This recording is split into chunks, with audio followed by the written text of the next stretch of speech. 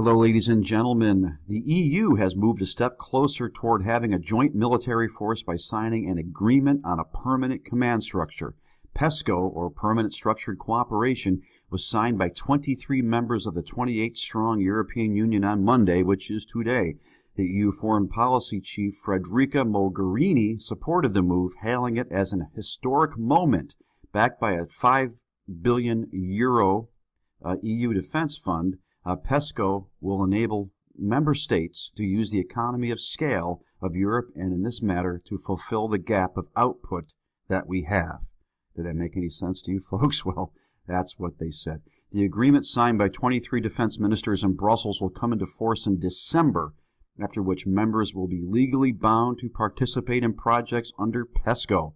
Now, work on an agreement started last year amid uncertainty over the UK's decision to withdraw from the European Union and U.S. President Donald Trump's continued criticism of European NATO members for failing to deliver on defense spending commitments.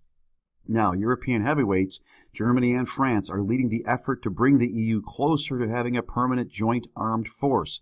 The UK, which has been opposing a pan-European military force for decades, is not part of the agreement. Now, Denmark, Ireland, Portugal, and Malta opted out, while Austria, not a member of NATO, agreed to join at the last moment.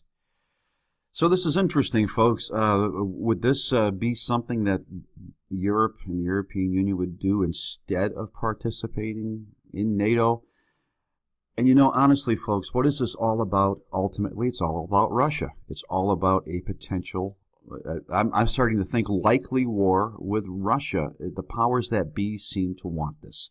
The people in the shadows, of course, you have people like George Soros, who's not in the shadows, but those who are truly running this thing, the central banks, the powers that be, the elites, they want this war. It seems that they want this war with Russia and Europe and the United States, and now this European Union army. Again, this is just also consolidation, more consolidation of forces, more consolidation of nations toward what will be potentially very, very soon the one world government, which will, no matter who he is, be run by the Antichrist.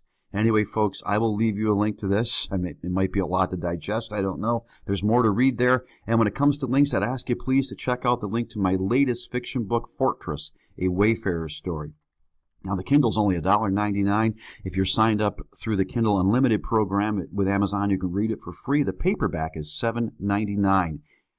Chaos Finale. You see it right there. You see the image. You might see in the background a person whose name I just mentioned, maybe a character based on him. America, don't drink the deception berry Kool-Aid. Get your eyes open. Get ready, because chaos is coming. Chaos is already here. Chaos will grow. What is Chaos Finale? This is about right now, folks. Check it out. It's fiction, or is it? You can also read Chapter 1 for free. It's called Fake News. That is also linked down there. Read that for free, and you'll meet Dave Jamieson, indie journalist, who is one of my primary characters. There's also a link to some music down there as well. I hopefully will have more new